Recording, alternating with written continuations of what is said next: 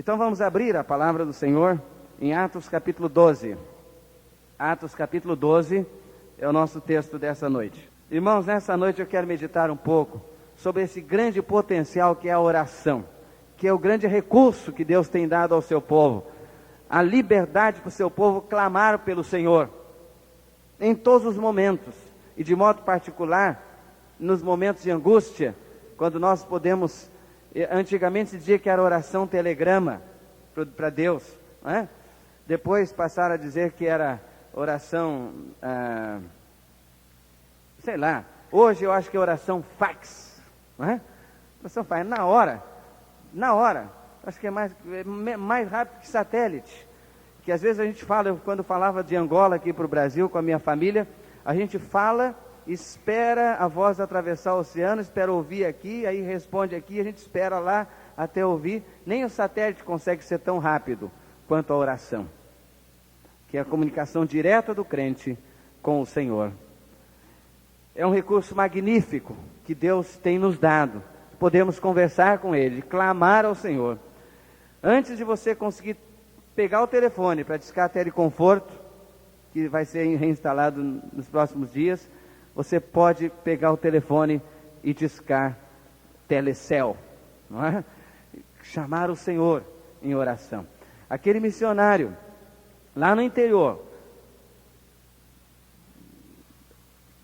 que estava pregando para os índios lá no interior, e um dia um grupo de obreiros chegou lá e disse: mas como o senhor aqui isolado, não tem nada aqui, não tem comunicações, não tem carro, não tem nada, como é que o senhor consegue? Quando fica alguém doente na tribo, como é que o senhor faz?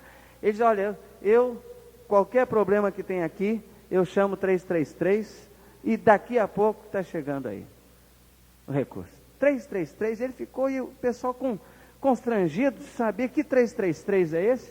333, 333. Depois de alguns dias lá, os visitantes perguntaram: pastor Dodaninho, é pastor Dodaninho, missionário lá, não é? Dodaninho Gonçalves. Pastor Dodaninho, velhinho, de cabelo branco, baixinho, uma bênção, ganhou muitos indígenas para Jesus, está até hoje, a vida toda lá na tribo, lá no interior de Goiás. Como é que é esse negócio 333? Mas vocês não sabem o 333? É na hora. Clama a mim, responder-te-ei e anunciar-te-ei coisas grandes e firmes que não conheces. Jeremias 33, 3. É o 333. É o chamado mais rápido. E essa verdade que eu vejo aqui em Atos 12, desse Deus vivo, todo-poderoso, que está ao nosso alcance. Podemos clamar por Ele e sabemos que Ele nos ouve. O apóstolo João diz isso na sua primeira epístola, no capítulo 5, sabemos que Ele nos ouve.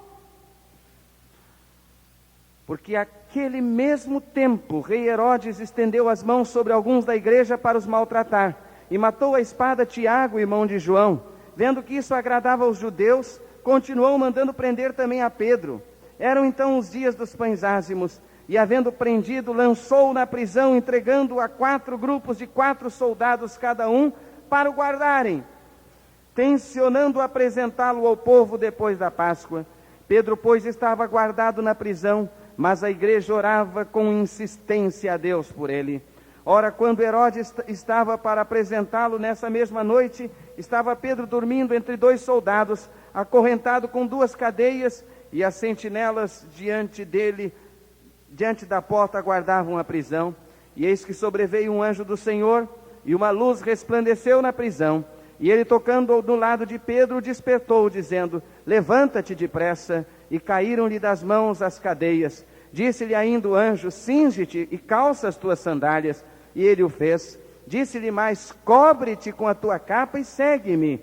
Pedro, saindo, seguia, mesmo sem compreender o que era real e o que se fazia por intermédio do anjo, julgando antes que era uma visão. Depois de terem passado a primeira e a segunda sentinela, chegaram à porta de ferro que dá para a cidade, a qual se lhes abriu por si mesma, e tendo saído, passaram uma rua, e logo o anjo se apartou dele. Pedro, então, tornando a si, disse: agora sei verdadeiramente que o Senhor enviou o seu anjo e me livrou da mão de Herodes e de toda a expectativa do povo dos judeus. Depois de assim refletir, foi à casa de Maria, mãe de João, que tem por sobrenome Marcos, onde muitas pessoas estavam reunidas e oravam. Quando ele bateu ao portão do pátio, uma criada chamada Rode saiu a escutar, e reconhecendo a voz de Pedro, de gozo não abriu o portão, mas correndo para dentro anunciou que Pedro estava lá fora. Eles lhe disseram: estás louca? Ela, porém, assegurava que assim era. Eles então diziam: é o seu anjo. Mas Pedro continuava a bater, e quando abriram, viram-no e pasmaram. Mas ele, acenando-lhes com a mão para que se calassem, contou-lhes como o Senhor o tirara da prisão, e disse: anunciai isto a Tiago e aos irmãos. E saindo partiu para o outro lugar. Logo que amanheceu, houve grande alvoroço entre os soldados sobre o que teria sido feito de Pedro. E Herodes, tendo-o procurado e não o achando, inquiriu as sentinelas e mandou que fossem justiçadas. E descendo da Judeia para Cesareia, demorou-se ali. Amém. Irmãos, uma das coisas características da igreja do primeiro século é que a igreja do primeiro século era uma igreja de oração. A igreja que causa impacto precisa ser uma igreja de oração. Não é pela força da carne que nós temos a vitória. É pelo poder de Deus que opera no meio do seu povo. O povo de Deus precisa ser povo da Bíblia. O povo de Deus precisa ser também povo da oração. É mais do que dizer que vamos orar. É mais do que simplesmente dizer que temos um culto de oração. É orar mesmo. É buscar a Deus, é colocar os joelhos em terra. É clamar ao Senhor. É viver em oração. É praticar o que o apóstolo Paulo escreveu aos Tessalonicenses: orai sem cessar. Orai sem cessar. É viver em espírito de oração. É cultivar a presença permanente do Senhor na nossa vida. É andar conversando com o Senhor, nessa intimidade com Ele. É viver a vida de oração. Se vocês quiserem conferir, podem ir a Atos 1:3, quando Pedro e João se encontraram com aquele coxo na porta formosa do templo. A Bíblia diz que era a hora 9, meio-dia, e eles subiam juntos a oração, não é? Subiam juntos a oração. Atos 3, Pedro e João subiam ao templo à hora da oração. A 9, na contagem de João, que é diferente dos outros evangelhos, 3 horas da tarde. Eles oravam 3 vezes por dia. 9 da manhã, meio-dia e 3 horas da tarde. Era um povo que orava. Os muçulmanos oram 5 vezes por dia. Onde quer que estejam, pegam aquele tapetezinho que eles levam enrolado. Deu a hora da oração, eles esticam o tapete em qualquer lugar, na empresa, no escritório, na fábrica, na rua, no trânsito, tudo para, e eles se ajoelham ali com o rosto em terra para oração. Não são crentes em Jesus, não temem ao Senhor, mas oram virados para o lado de Meca, cultuam seu profeta Maomé.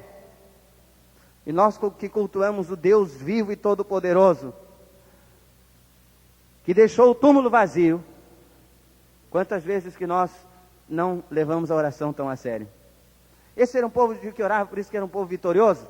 Quando foram ameaçados, lá em Atos 4, 23 e seguintes, quando a igreja foi ameaçada pelos inimigos, os líderes judeus disseram: olha, não falem mais nesse nome, não falem mais no nome de Jesus, porque senão nós vamos prender vocês.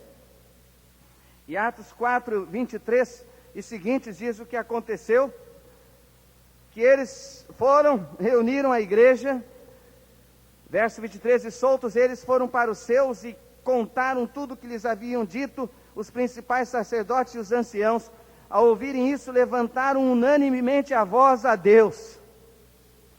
A igreja clamou, a igreja estava em aperto, estava sob a ameaça do inimigo. O que fez a igreja nesta hora? Entrou em pânico? Não, senhores, a igreja não entra em pânico. A igreja do Senhor não pode entrar em pânico. Infelizmente, às vezes, como crentes, entramos em pânico, mas nós não deveríamos jamais entrar em pânico. O que é que eles fizeram? Eles clamaram fortemente a Deus. Às vezes as nossas orações são tão mortas, não é, irmãos? Nós não nos envolvemos. Será que nós vamos precisar ser perseguidos para que as nossas orações sejam de fato clamores contundentes diante de Deus. Então eles continuam na oração, eles estão clamando ao Senhor. Verso 29 de Atos 4 diz: agora pois, ó Senhor, olha para as suas ameaças e concede aos teus servos que falem com toda intrepidez a tua palavra, enquanto estendes a mão para curar, e para que se façam sinais e prodígios pelo nome de teu santo servo Jesus. E tendo eles orado, tremeu o lugar em que estavam reunidos, e todos foram cheios do Espírito Santo, e anunciavam com intrepidez a palavra de Deus. Sabe o que mais me impressiona aqui? Tem gente que está dizendo: olha, vamos orar porque o templo vai tremer. Esse não é o mais poderoso efeito da oração. Sabe o que Deus quer que aconteça quando nós oramos? Que as nossas vidas tremam. Às vezes tem gente que quase derruba o templo com oração, mas a vida nem se mexe. A vida continua a mesma. Não adianta fazer templo tremer. O que Deus quer é que as nossas vidas tremam. O que mais me impressiona na oração da igreja aqui, não é que o templo, o lugar onde eles estavam reunidos, tenha tremido, mas é que eles foram cheios do Espírito Santo e anunciavam com intrepidez, com coragem, com ousadia a palavra de Deus. Eles se tornaram vigorosos no testemunho, eles não tinham mais medo, porque eles estavam agora calçados no poder de Deus, que havia sido mobilizado em seu favor pela oração. Quando nós compartilhamos o nosso problema com Deus, nós podemos saber que não estamos sozinhos no problema, que não só nós estamos preocupados com o problema, mas que se Deus está preocupado com o problema, então nós não precisamos estar ansiosos. Alguém foi comigo lá no Edifício da Fé, quando o pastor Davi Gomes, Escola Bíblica do Ar, Igreja da Esperança, estavam naquela campanha para pagar as prestações do Edifício da Fé que haviam comprado. E alguém perguntou: mas pastor Davi, como é que o senhor consegue dormir sabendo que amanhã o senhor tem que pagar essa fortuna toda, o senhor não tem nada ainda? E ele disse: o nosso Deus não dorme. Se Deus já vai ficar acordado, para que dois ficar acordados? Entreguei na mão dele e eu sei que ele vai passar a noite trabalhando. Se Deus já está acordado, já está trabalhando, está providenciando, eu já entreguei nas mãos dele, fiz tudo que eu podia, entreguei nas mãos dele, para que nós dois ficarmos acordados? Ele disse: eu descanso no Senhor, e eu sei que o Senhor vai providenciar, e sempre providenciou, como tem providenciado para a nossa igreja também, amém, irmãos? Era uma igreja de oração. Diz o verso de número 5, Pedro, pois, estava guardado na prisão. Essa era uma situação difícil. Pedro na prisão. E não era como aquele cárcere lá de Brasília, não era. Com todas aquelas mordomias. Não. Pedro estava na prisão, sofrendo, maltratado lá, humilhado, no escuro. E alguém diz: mas coitado do Pedro. Mas o versículo não termina aqui. Você tem que ler a história toda. Um problema muitas vezes é que nós não prestamos atenção na história toda. Esse versículo podia dizer: Pedro estava guardado na prisão. Esse versículo podia dizer: aquele filho estava doente, desenganado. Esse versículo podia dizer: ele não tinha o dinheiro para pagar as suas contas. Esse versículo podia dizer: o casamento deles estava em ruínas. Esse versículo podia dizer: o inimigo estava derrotando a sua vida. Esse versículo podia dizer o que quisesse. Mas ele não termina aqui. Diz aqui o texto: Pedro, pois, estava guardado na prisão, mas a igreja orava com insistência a Deus por ele. Mas isso muda tudo. E o que é que muda tudo? A oração é que faz a diferença. Então, Pedro estava guardado na prisão, mas isso não é o fim. Não é assim que a história termina, e nem vai terminar assim. Sabe por quê? Porque a igreja está orando. Enquanto nós estamos aqui, o pastor está pregando aqui a um grupo de irmãos, pequeno, mas está ali orando. Pode ter certeza, meu irmão. Veja como confere lá, no verso 12, depois que Pedro volta, depois de assim refletir, ele volta, foi à casa de Maria, mãe de João, que tem por sobrenome Marcos. O que diz? Onde muitas pessoas estavam reunidas e oravam. É isso que muda as coisas. Você está numa crise, num problema, Mas você se lembra quanta gente está orando por você, meu irmão? É isso que pesa. É isso que pesa.